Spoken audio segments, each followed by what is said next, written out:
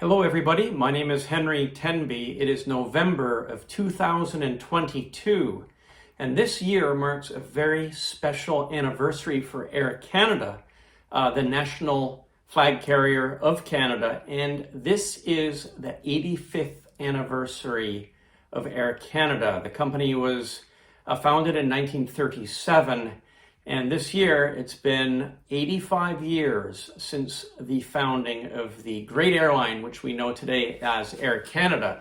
Now, as many of you know, I am an avid collector of aircraft display models. I operate the aircraftdisplaymodels.com website, and I'm also very interested in book publishing, video publishing, and other aspects of the aviation history and hobby related areas.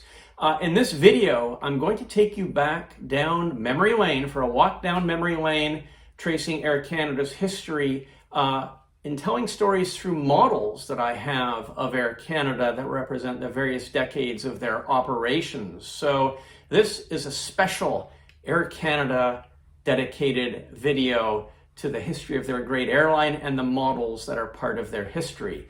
So what not a better way to start our show than this magnificent 1/50th scale DC-850 for freighter. It's got the cargo door right here. This is a CFTJA is the registration on the tail. This aircraft even, I'm not sure if it's visible in the video here, but they even have the CFTJA right there on the wing. Now, this is a heavy model. I've had my workout for today, so I'm not going to be hefting it up and floating it around the camera. I'm just going to be spinning it to show you guys the model. How many of these were made? I'm going to guess probably maybe a dozen were made, maybe less. I did hear a rumor that Douglas produced one model per aircraft delivered to the airlines. So I'm not sure if that is true. I'm not sure if the airlines could actually layer on top of that number however many models they wanted. But Douglas Sr. employed his son, Douglas Jr., to operate the Douglas Model Shop. And they produced these models in aluminum, and they're as accurate as they get. They're massive, right? It's about 33 feet long. It weighs 15 to 20 pounds. The base is, I believe, original on this model, and they're hard to find. So this particular model could have been delivered in TCA livery and then repainted by Air Canada into their own livery in 1965 when they did the branding change from Trans-Canada Airlines over to Air Canada, which we know today. And it was just felt that Air Canada was a better name for the company, as it works both in French and English, so it's bilingual. It's bilingual friendly, whereas Trans-Canada Airlines was simply an Anglophone name, which didn't lend itself to the entire country in terms of our dual language that we have here in Canada. So I do agree that Air Canada is a much better name and branding than the old Trans-Canada Airlines. And of course, the beautiful red livery matching with Canada's new flag to replace the old red ensign that we had up until 1965. So all that kind of came about with a rebranding of the airline, a new flag for Canada, and of course this beautiful model. So you can see there's a cargo door right here. Air Canada ordered this aircraft to operate as a capable full cargo machine to haul cargo domestically, internationally, and it could of course also be operated as a flexi combi with a variable position bulkhead and cargo in the front, passengers in the back. So right until their final days of service, these aircraft operated, these particular 54Fs operated in a variety of combi roles between pure freight and pure passengers, just based on whatever the market demanded. So yeah, this is a real beautiful model. I'm happy to have it in my collection. Now, a number of my Air Canada models are for sale, and I'm going to drop a link into the video description below. You can have a look at them on that link and see if any of these models match your budget. but I simply just don't have the room or the finances to keep them all. So some may have to go to other owners. So maybe this model's for you. Anyhow, so have a look at it. It's gorgeous. The lines, there's no saggy wings or bent wings on it. It's a nice clean example. We do have matching numbers on the fuselage and on the wing section. The Douglas Model Shop would stamp each model that they produced with a unique number, and that number would be stamped into the center section of the wing, which is hidden by the fuselage, and it would be stamped into the fuselage itself where the fuselage meets the wing. So this does have matching serial numbers, and it actually has a date, which is interesting. They've actually put a date of 1964 stamped into the metal as well. So the model is the same age as me. I was born in June of '64. This model was also born in 1964, and I think we're both, happy to be around 58 years later. Now, I should say that this model came to me in need of some refurbishment. I myself did some refurbishment work. I took care of, basically repainted the top crown, reworked the windows, applied a new clear coat, etc. So this model is as good as it can be for its age. I would say the model is able to withstand presentation in a museum for the next 50 years. And I'm going to say that in 2,000 years from now, because this model is made of metal, it will still exist. When archaeologists dig up this model, if it's 50 feet underground or at the bottom of the ocean, it will exist. It'll look pretty much like this, and it will clean up just like this. Metal is forever. For those of you that are coin collectors, you may know that ancient coins from the Greek era, from the Byzantine era, from the Roman era, all these coins, whether they're made of silver, bronze, gold, or they exist, and the emperors, their depictions on these coins are like they were struck yesterday. So metal is forever. Metal models will last forever. And this model will be here most likely 2,000 years from now. So there you have it. This is a terrific investment for somebody that's looking for an investment grade model for their collection. And I must say, it's an absolutely gorgeous piece. So I hope you've enjoyed seeing this. And let's move on to our next model. Well, the next model in the natural progression from the DC-8, of course, was the DC-9. This is a DC-932 model. Now, Air Canada first took delivery of DC-914s, which were the baby nines.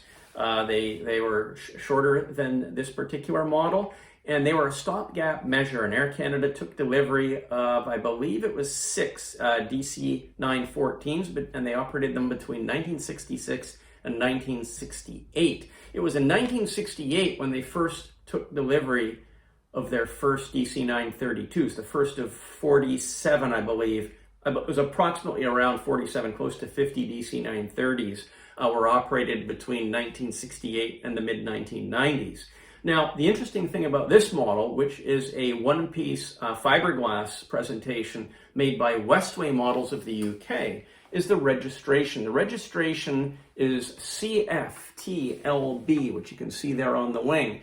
CFTLB is actually the registration of the very first DC-914 that was delivered to Air Canada.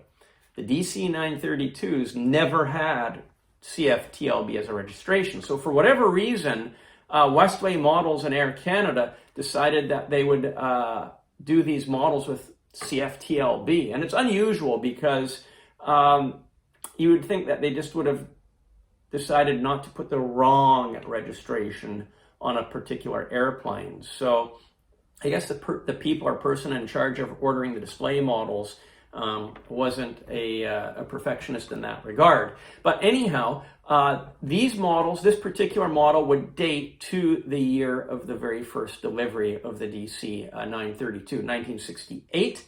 And these aircraft, the DC-9s, were ordered to replace Air Canada's Vickers Viscount fleet.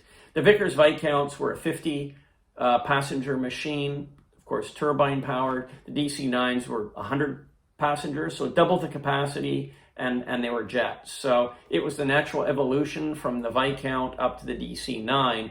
And as Air Canada already had a very well-established relationship with McDonnell Douglas and the DC-8s, of course the DC-9 was a logical investment for the company. So yeah, this model is a 1/50th, one-piece fiberglass, I guess with resin as well on it. It's seen better days, but it's still in pretty decent shape for its age. I guess Air Canada would have had a lot of these, maybe 20 or 30 or 50 of these models ordered from Westway Models. And you do see them, but just not usually in very good shape. This model, as I say, does have some touch-ups. It's got some touch-ups on the crown. There's some, there's a little bit of cracking and chips, but overall, I'm going to say it is in really exceptional shape.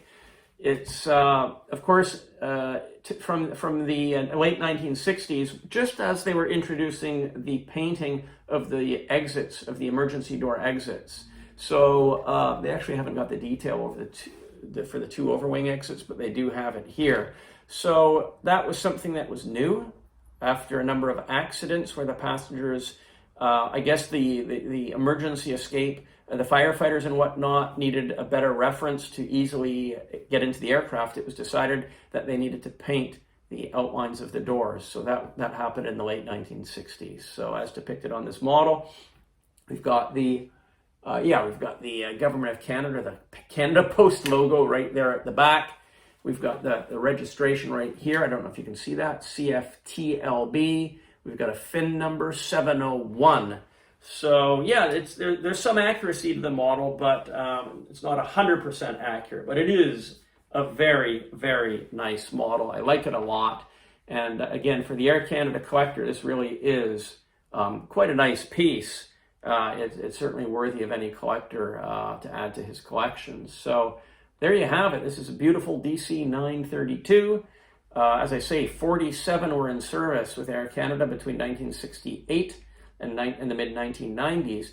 Air Canada also did take delivery from McDonnell Douglas of, I believe it was 8 DC-9 15Fs. So they were the short body DC-9s. They had the leading edge devices, which I don't believe the 14s had. So they did have better field performance. And they had main deck cargo doors. So those, I guess, Air Canada used as combis as well. And they remained in service until, I believe, the late 70s, perhaps around 1980, that the Baby 9s were finally phased out. So I've had many flights on Air Canada DC-9s. I've done videos on them and really enjoyed flying on the DC-9. My favorite seat was usually between here and the back because you could see the flap and engines, which I particularly enjoyed. And when I worked up in Yellowknife for NWT Air, I often flew on Air Canada's DC-9s between Vancouver and Edmonton. That was my regular bus throughout in the 90s, from 91 to 97. So I've had loads of flights on Air Canada DC-9s and have great memories on them. So there you go. This is a beautiful Air Canada DC-9. The lines on it sure are nice, aren't they? It's just, yeah, it's a really gorgeous piece. So we'll now proceed to our next machine. Okay, here is our next piece. We jump up to the 747 in the 1/200 scale.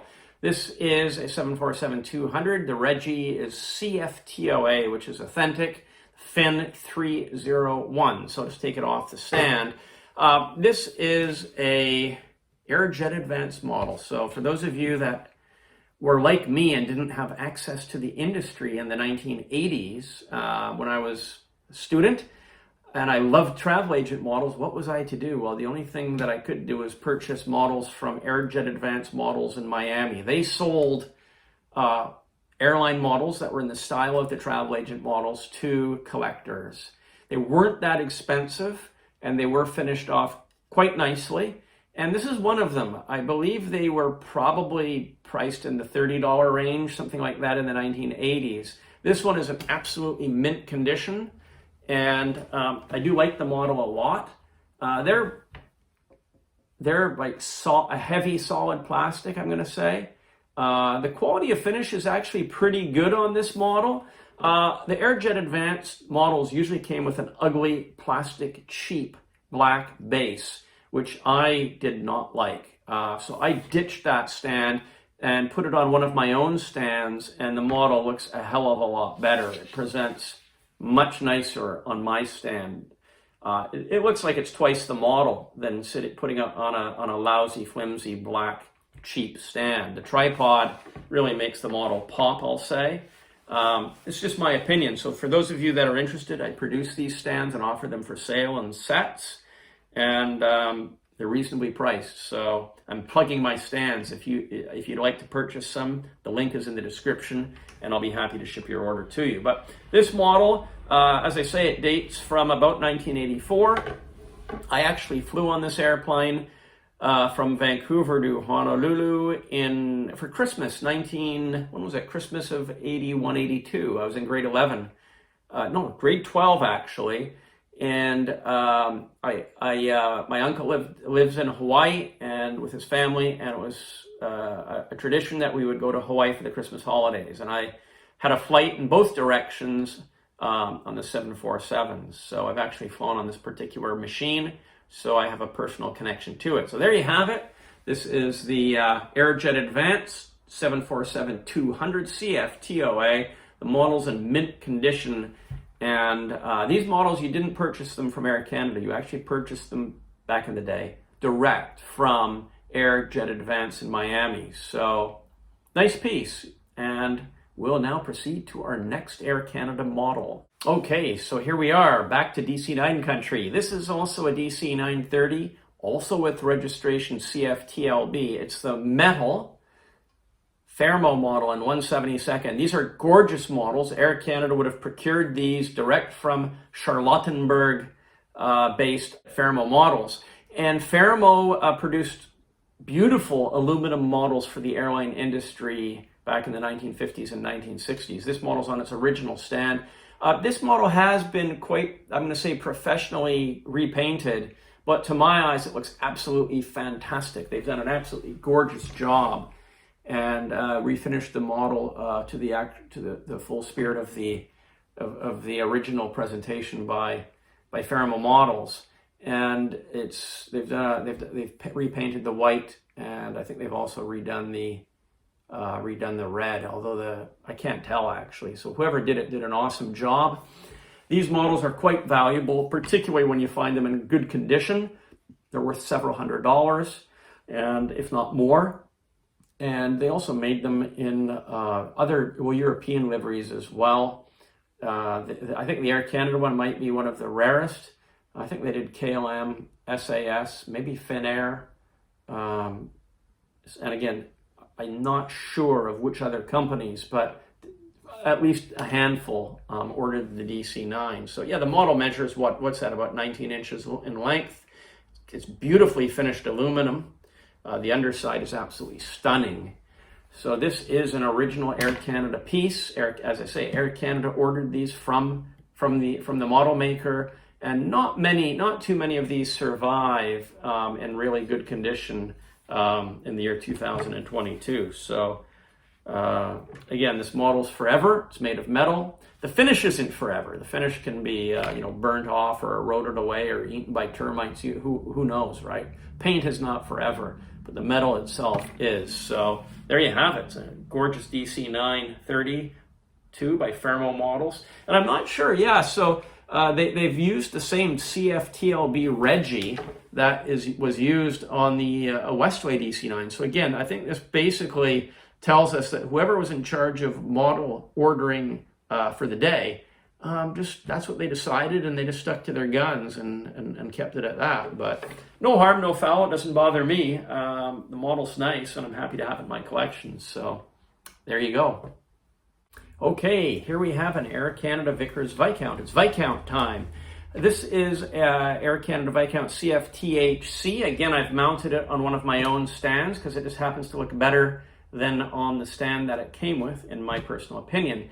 This model represents a 1/100th scale Vickers Viscount, and it was made by Executive Display Models of England, of the Sheraton Skyline Hotel, owned by Brian Austria Tompkins, and these models were produced in the 1990s, and they're quite nice models, nice detail. And on this particular one, the blades, somebody has broken the blades off, but that doesn't bother me too much. They're hard to find, actually. Brian Austria Tompkins did a series of British classic airliners, and the Air Canada Viscount in 1/100 scale is quite nice and quite hard to find. So here you have it.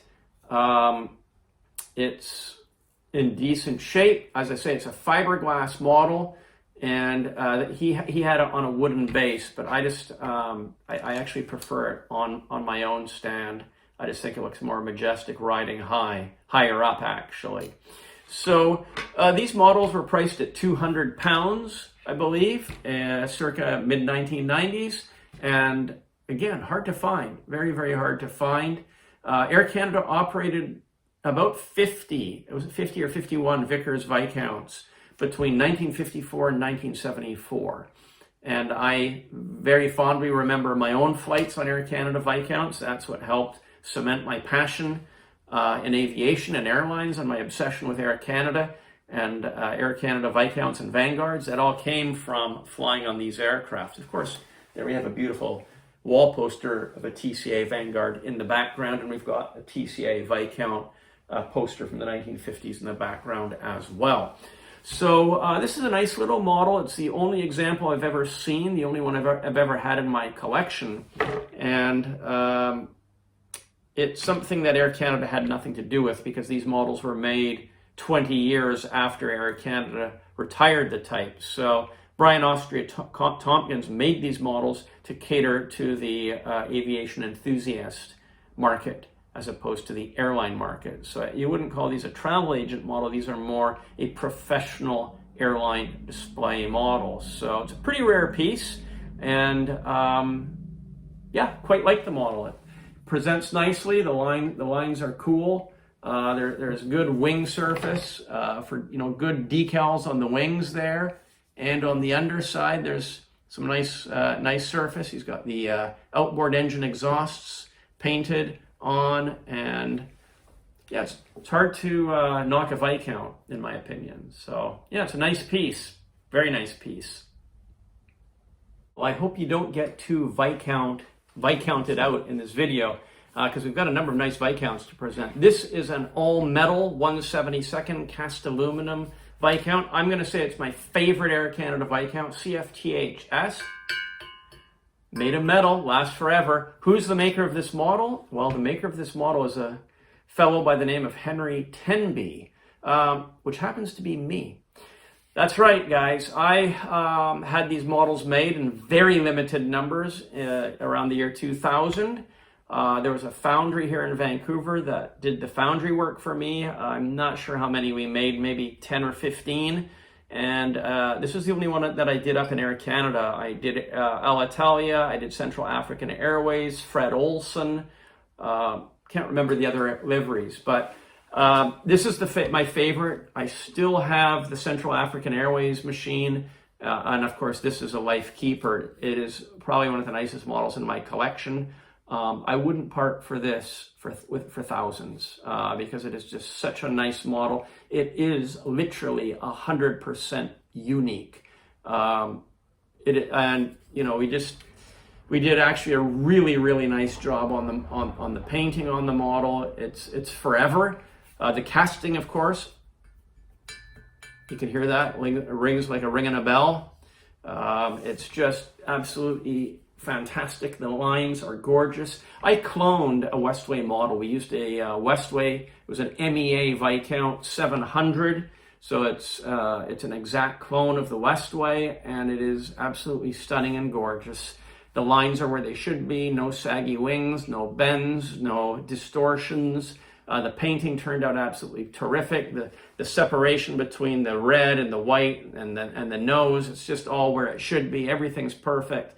And yeah, in my mind, this is a Rolex watch. In my opinion, it is as rare as it can get. The nose treatment is absolutely gorgeous, and this model is something that you will not find anywhere else, because I made it and I only made one of them, and this is it. So yeah, there you have it. CFTHS, and this is an original Henry Tenby casting from about the year 2000, thereabouts, 2001. Might have been the late 90s, I'd have to look it up, but it's definitely over 20 years old now. I did the Vanguard as well, which I showed in one of my earlier videos. I did the Comet, I did a Connie, all in 1/72 aluminum, and very limited production on those models, like in the low single digits. So yeah, this is one of my favorite Air Canada Viscount models, and just so happy to own it. It's just a beautiful piece, beautiful piece. Okay guys, we jump ahead 20 years to the 1990s, mid-1990s, and we have an interesting story to tell. This is a fragile model. It's a Pac-Man. It's possibly the only one in existence, so I'm not going to be manhandling it all over the camera. So, but here's the story. This was a presentation model from the leasing company or from Boeing. It's a Pac-Man model. It's an original Pac-Man model, and it dates from when Air Canada had this color scheme, which would have been mid-90s, 1995, 94, thereabouts is when they introduced this scheme. And they took delivery of the A340s around that time, 96, something like that. And Boeing was pitching this machine to Air Canada. It is a 777-300, and Air Canada never operated this 300 or the 300ER in this color scheme. The 300 came with the toothpaste scheme in the following decade, in the 2000s. So it was 10 years after this model's presentation when Air Canada finally did succumb to Boeing's salesmanship and purchased the 737-300ER, which I've had many flights on, along with the 200s as well. So this model is a real presentation piece, as I say, from the leasing company or from Boeing. I believe it is the only one in existence. If somebody watching this video has one, chime in, let me know. I'd be happy to buy it. If you have it for sale and you're looking for a new home for the model, I can certainly help you in that regard. So as I say, I think this might be a one-off piece. If it is not a one-off piece, a very few were made, probably in the region of a few, literally one or two. I don't think 10 of these were made. It is the only one that I am aware of, and it is rare. It's a nice big model. What is it? What is that? About 2.5 feet long at least, and on its original Pac-Man base in mint condition. So there you have it. Maybe I'll lift it. I'll try to lift it up for you. There you go. Yeah, it's a nice model, and again, when I first saw the model, I thought, oh yeah, that's nothing special, but it is something special just because it is an airplane that was actually never delivered to Air Canada in this color scheme. So Air Canada replaced this color scheme with the toothpaste scheme. When was that, about 20 years ago? Early 2000s, around then, or maybe it might have been the late 90s. I think it was around the year 2000 that they adopted the toothpaste scheme. So there you have it. Of course, 777-300s are still very popular with Air Canada. They're in service to on Air Canada's long-haul routes to Brisbane, London, Transcon, Australia. They have two different, India, I should say as well, Delhi. They have two different configurations on the aircraft. They've got the standard configuration and they've got the high density configuration, HD configuration as well.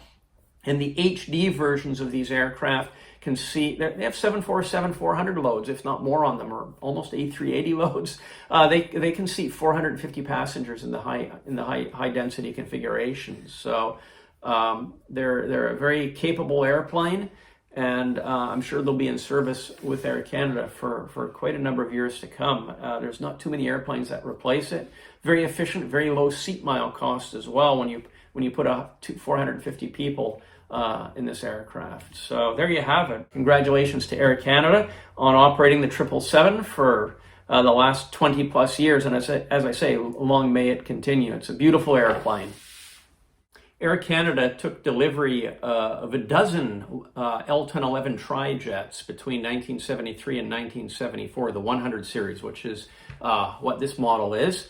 And the aircraft remained in service up until, when was it? It would have been, I believe, around 1990-ish, thereabouts, when they were retired. But then they were reactivated again after about a year or two in storage in the Mojave, in the Arizona desert and California desert. They were put back into service for several more years into the mid-90s. So the L-1011 does have a special place with the history of Air Canada, and they were used actually pretty much everywhere. Transcon over to Europe primarily in the late 70s, early 80s. They also took delivery of the L-1011, the long-range L-1011 500 series. So the L-1011s did serve a very significant role in Air Canada's international marketplace. I do remember seeing them quite frequently in Vancouver. They operated a number of European services out of Vancouver, and of course out of Toronto as well. So the color scheme we have depicted here is the mid-90s red and burgundy scheme. This scheme, I think it was about when did it come out? About 90, not mid-90s. It would have been late 80s to mid-90s, because the white scheme that I just showed on the 777-300, that replaced this scheme in 94. So the red and burgundy scheme would date from about the time of when the A320s first went into service, probably 1988.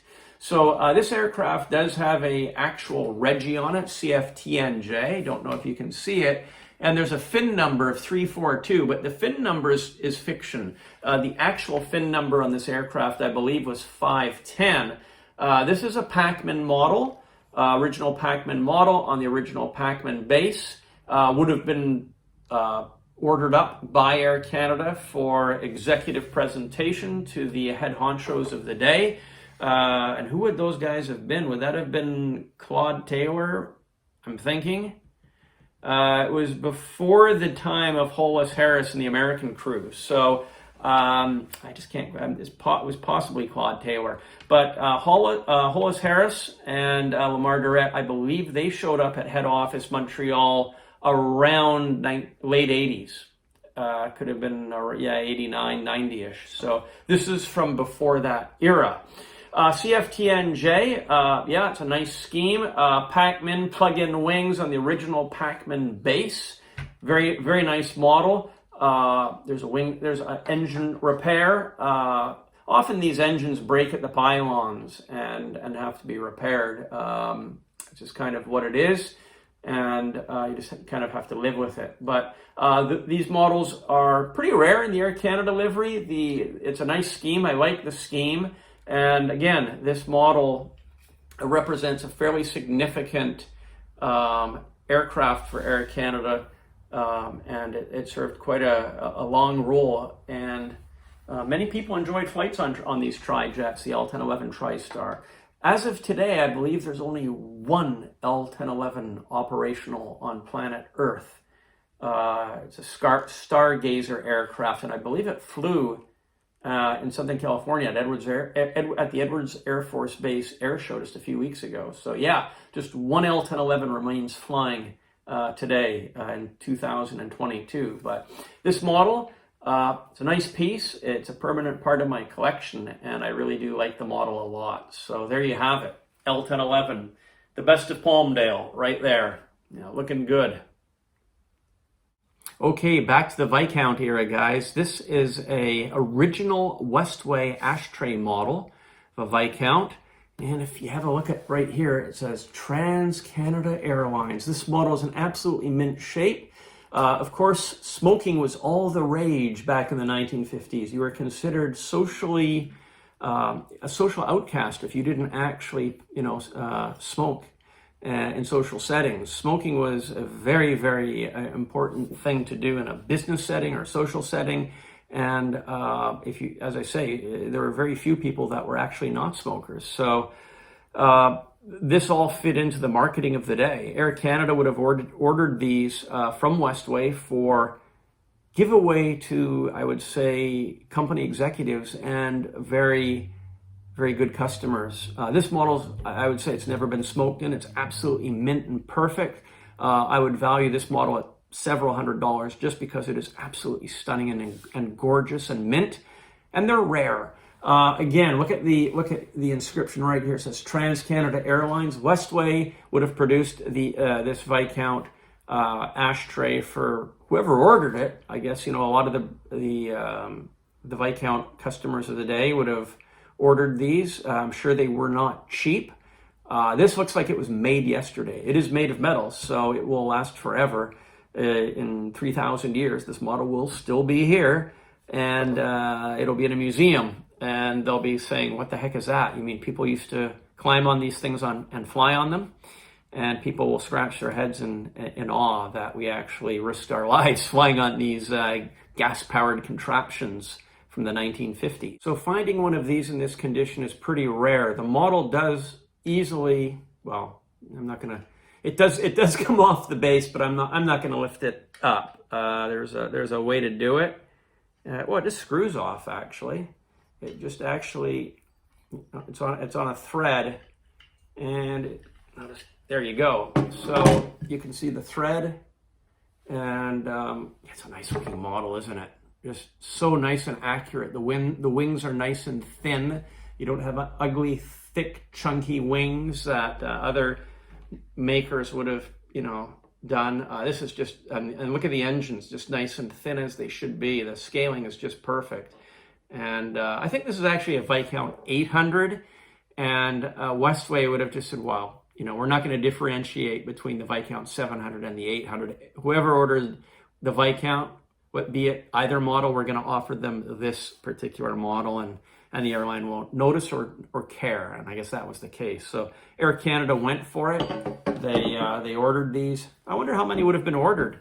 As I say, I've seen this model advertised in the Westway brochure. I have seen some old Westway brochures, and this piece is right there in all its glorious splendor. And yeah, there you have it. So it's definitely a known item, and it looks good. I like the model a lot, and it's just something. I mean, it's the only one I've ever had in my collection of this, and again, it's a museum grade collectible in my opinion, just because of the condition and the rarity of the model, and the fact that it has the original Trans-Canada Airlines wording right there, and it's never been smoked in. It hasn't been soiled by sooty, grotesque smoke and ash. So there you have it. It's a beautiful piece, and long may it exist. So 2,000 years from now, if our video still exists, somebody will be looking back and saying, I found the piece. This is what it is. So there you go. Enjoy. It's a neat piece, guys. Well, again, the Vickers Viscount was such a iconic and important aircraft for Trans-Canada Airlines and Air Canada. It's no surprise that there are a number of models around, but this one is incredibly rare and beautiful. It is a Westway model, made by Westway Models of the UK. This model dates from 1954. It's the Trans-Canada Airlines Viscount CFTGI in the all-silver scheme. About a year after the aircraft was delivered, this aircraft was delivered in 1954. This model, therefore, for sure dates from 1954. Air Canada started painting the tops of their aircraft white to reflect the heat. And fleet-wide, the white painted option was implemented over about a year or two period, so in the mid-50s. So by 56, 57, all of the Air Canada fleet had the white crowns. So this model, tail number 401, is it's the authentic piece. It's the real deal. It's a gorgeous Westway model, and I'm just again, as a fantastic reference, I use this Airlines of Canada by Dr. John Blatherwick. He published this fleet history many decades ago, and it has all the fleet histories of all the major Canadian airlines. And it says here that CFTGI is a Viscount 724. It was delivered in 1954, and the tail number was actually 601, but there's also a number 40, which is the manufacturer's serial number. So maybe the 401 on the tail has that kind of a significance. I'm not sure, but it does actually have some kind of significance, I think. So this particular airplane, CFTGI, was in service with Air Canada from 1954 till 1963, so 9 years. It was then sold to Transair of Winnipeg, who operated the aircraft through to the early 1970s, until the time they got 737-200 jets from Boeing. So this aircraft is 1/50th scale. It's solid metal. It's heavy. You need to be working out with weights to have some good arm strength to be able to heft this thing up. There's a good weight to it here. You can actually do your workout with this old girl. Turned aluminum props. I've actually got one removed because I've sent it to the shop because I'm having 3D clones made in resin, laser printed in resin, so that I can offer these replacements available. And so that's why it's actually not installed on the number 3 engine. So I'll just show you something on the underside of the model. See these holes? There are these 2 large holes right here. And when Westway made the models, they were actually made with cutouts, and it was perforated. And if you put pressure on, you could break those holes up. And the reason is because Westway also supplied a large counter stand for the travel agencies, which had these large poles going up, and the model could be plunked onto those shafts, and that's why those holes exist. And on many of the models, the holes have been punched through. So this is not vandalism, it's not damage, it's just how the model was made for those reasons. So some of them don't have them removed, some of them do. It just is what it is. This model is for sale for the discerning collector. And as I say, I do have a link that I've popped in the item description below, where I do have my spare Air Canada TCA museum grade models offered for sale, and you can contact me if you'd like to discuss this model for your collection. But it is a very rare piece.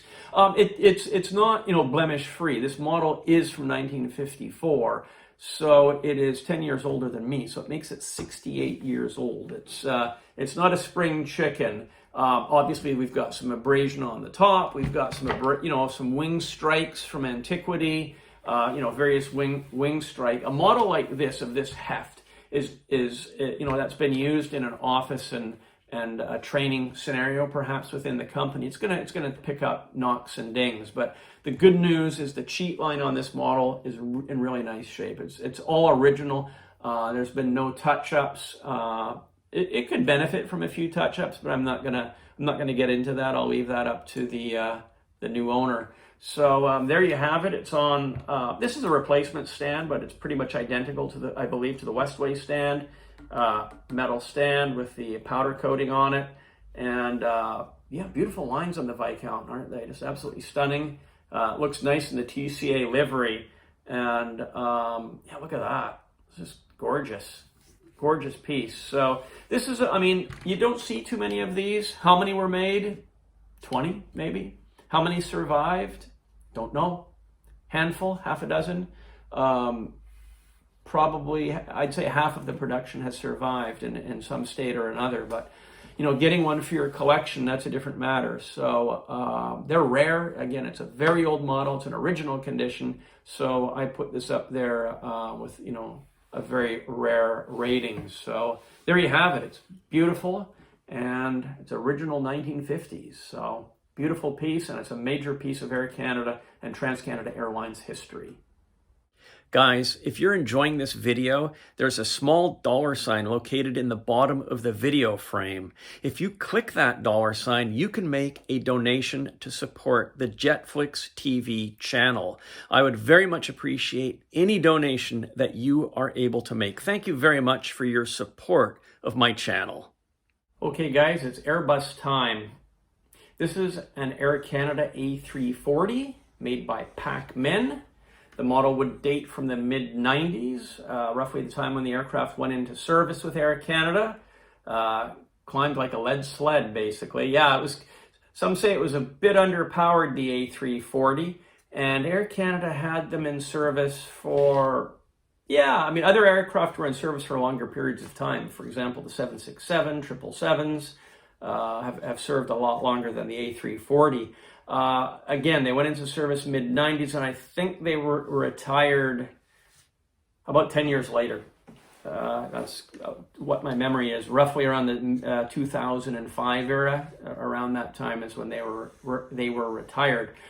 This model would have been ordered by Air Canada for internal VIP presentation, and it started to yellow, this model. It doesn't bother me a whole lot. The model's in really nice condition. I like the A340 because it's a 4-engine machine. I've had many flights on these. I've seen these, you know, at the airport, at many airports. I think if my memory serves me correctly, they did operate these for a period into Hong Kong in the mid-90s when I was doing trips over to Kai Tak Airport before they shut the place down in 96. They closed it in 97. So yeah, I did several trips between 95 and 97 to Kai Tak to do video and to take photos and slides because I knew that great airport was shutting down. And yeah, this aircraft was a prime yield aircraft, you know, at the time. So it's not one of Air Canada's most famous aircraft, but it is part of the history. Of course, Air Canada evolved from the A340 to the A330. They basically switched out the fleet. The A330 has a similar capacity, but only 2 engines, not 4. Better performance, better seat mile costs, lower fuel burn, etc. And so there you have it. A330s, of course, are still in service to this very day. When did I last fly on one? I flew in Air Canada Point Redemption, actually. Yeah, that was from Montreal to Vancouver, business class, this past summer, and it was a fabulous flight. Just kind of sat about right there on the A330, super comfortable. I love flying A330. It's a great aircraft. So, and this is where it came from. This is the, you know, it evolved from this aircraft, pretty much the same fuselage, but, you know, two larger, more powerful engines instead of these 4 pea shooter engines. So the 340 served its purpose, and there's not too many still flying. Lufthansa still have, they reactivated some post-pandemic, and they won't be around, I don't think, too much longer. They're being replaced by A350s. But the Air Canada livery on this model is the mid-90s livery, the 1994-95 white livery. That was the same livery as I presented on the 777-300.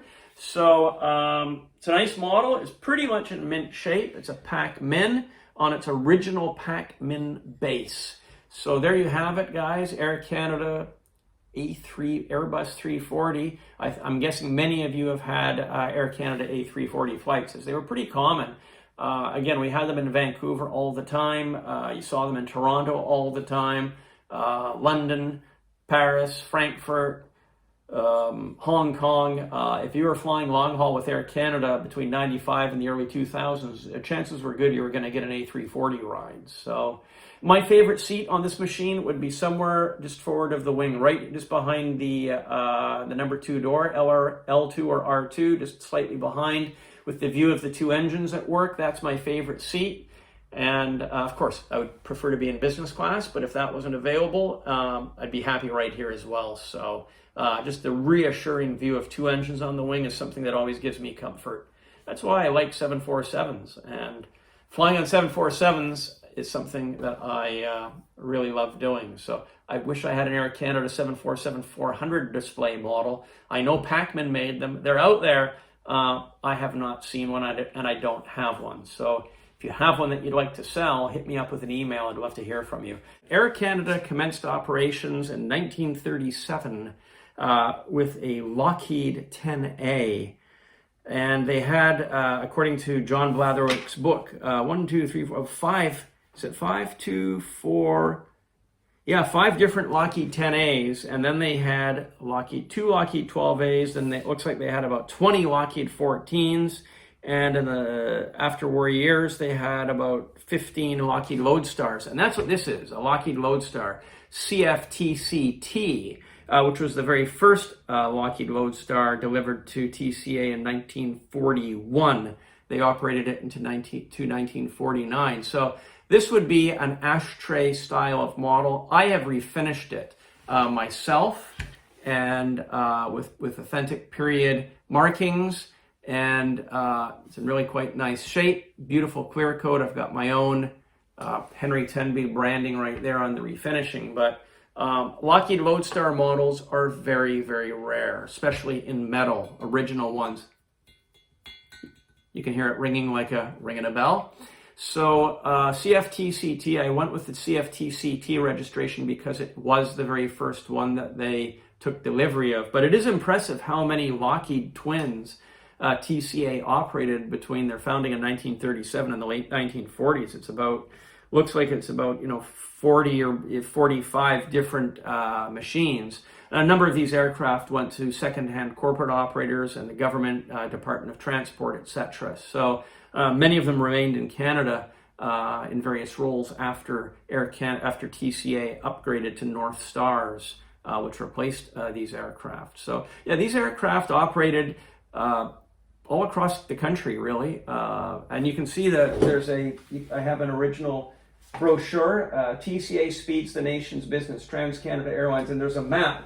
It shows the original route from Vancouver, Seattle to Lethbridge, up to Calgary and Edmonton, over to Regina, Winnipeg, Cape Kapuskasing, North Bay, into Toronto, and then over to Ottawa, Montreal, Moncton, and out to Charlottetown, and then down to Boston, and down to New York and Windsor as well. So those were the original routes of these aircraft in the pre-war years, or I should say the sisters to these aircraft, the smaller Lockheeds. And yeah, this is really just quite a unique airplane, the Lockheed Lodestar.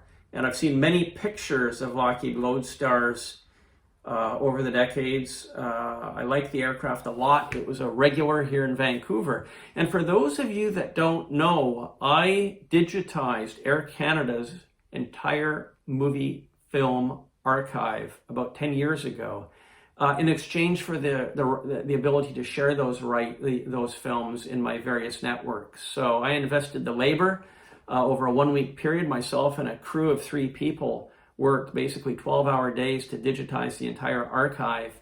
And you can now watch that archive on, well, some of the teasers are here on YouTube. I do have a TCA Air Canada channel here on YouTube, and I'll drop that link into the video description above. Actually, it'll be a pop-out. I'll post it into the video. And also, if you're interested in watching the Air Canada archives, the entire archive lives and streams at JetFlix TV, which is my aviation streaming service, which I founded a few years ago. So head over to JetFlix TV and check it out. You might find it interesting. So there you go.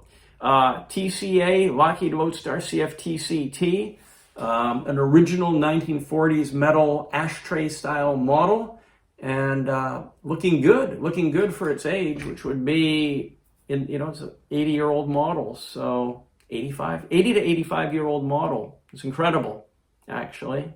And again, it's metal, so it's forever. 1,000 years from now, the model will still be here. Story continues. The Viscount story continues. This is another Westway metal Viscount in 1/50th scale. And it's a beast, and it's an Air Canada livery. The registration is CFTGK, and the tail number is 603. That is accurate. This was the 3rd Viscount delivered to Air Canada, and Air Canada retired it and scrapped it in 1970. So it was in service for 15 years, pretty much. And what's the story on the model? So why is it not in the TCA livery? Well, I do have the answer.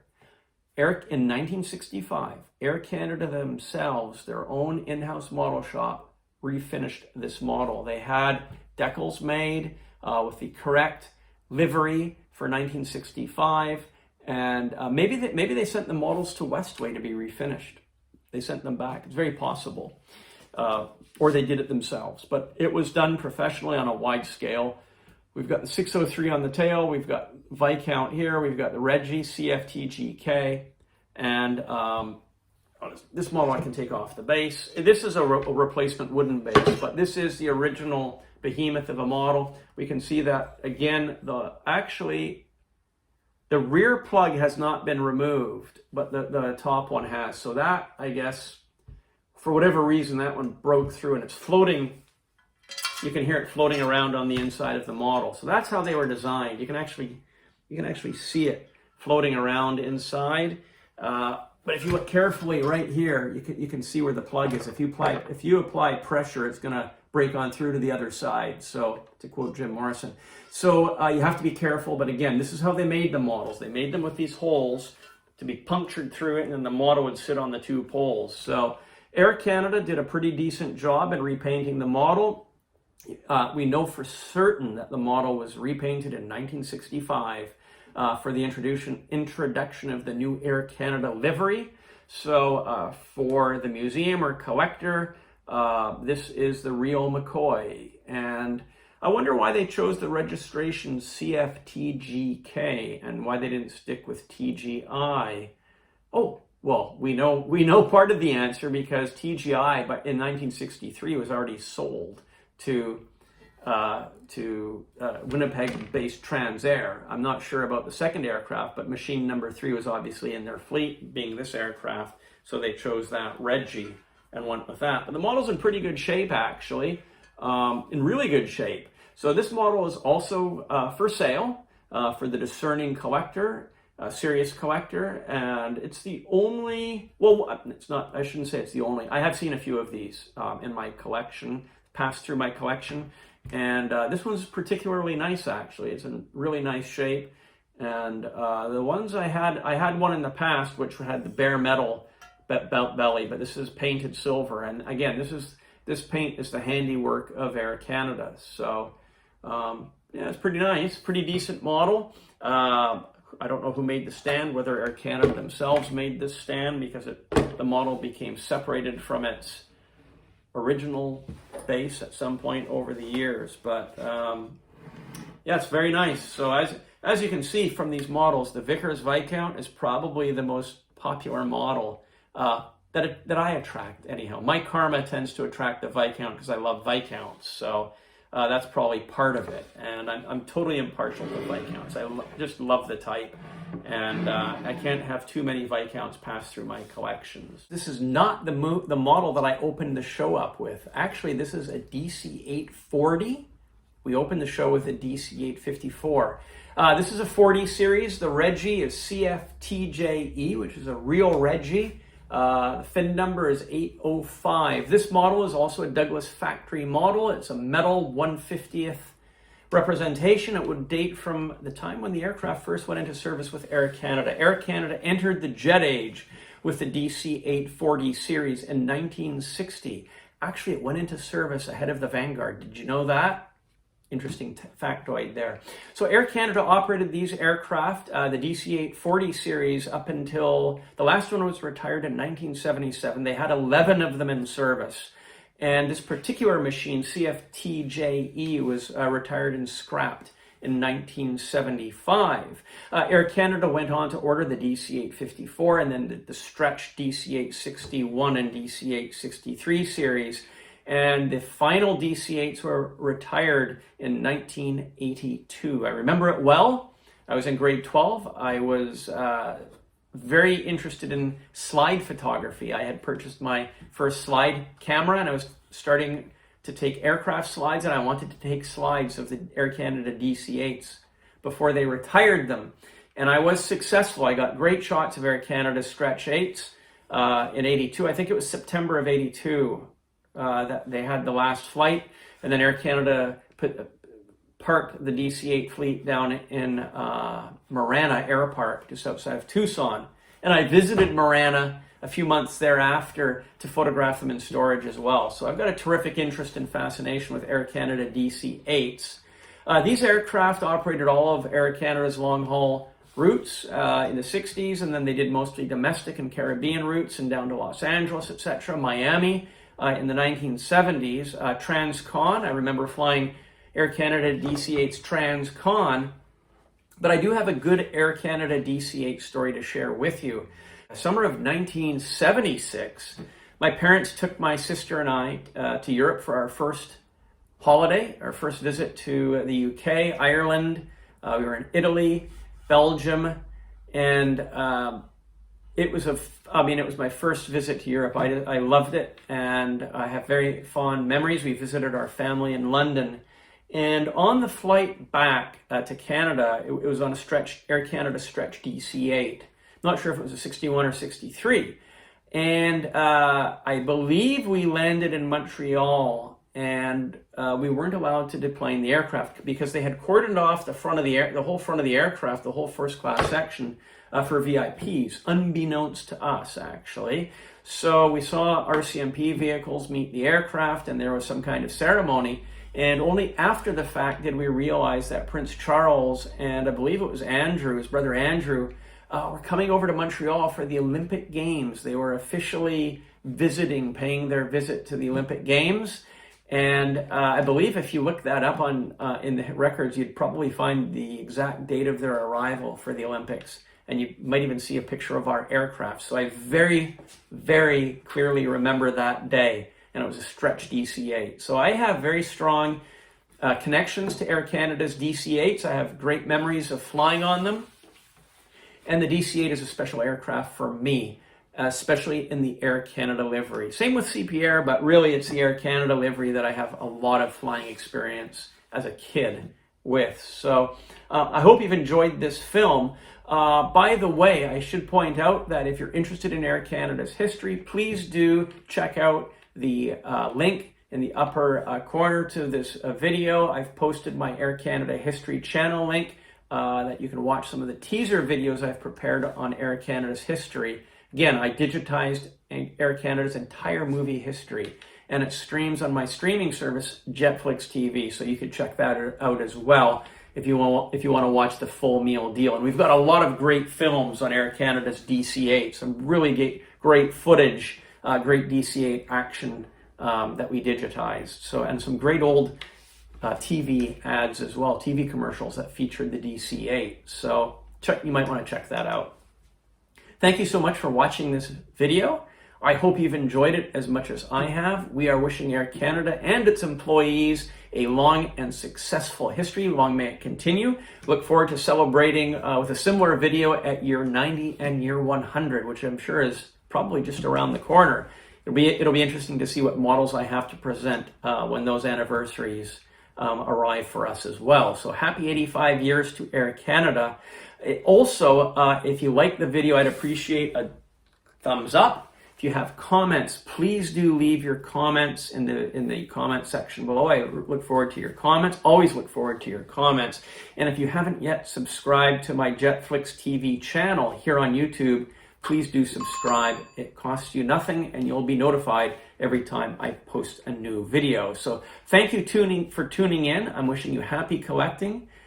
Happy anniversary to Air Canada and its employees. And thank you for enjoying these models with me. All the best. We'll see you on the next video. Are you a die-hard av geek who loves aviation videos? Welcome to JetFlix TV, where all the aviation action is. Stream and download hundreds of aircraft action videos on all your favorite devices. Sit back, relax, and start enjoying the best in aviation action movies exclusively from the crew at JetFlix TV.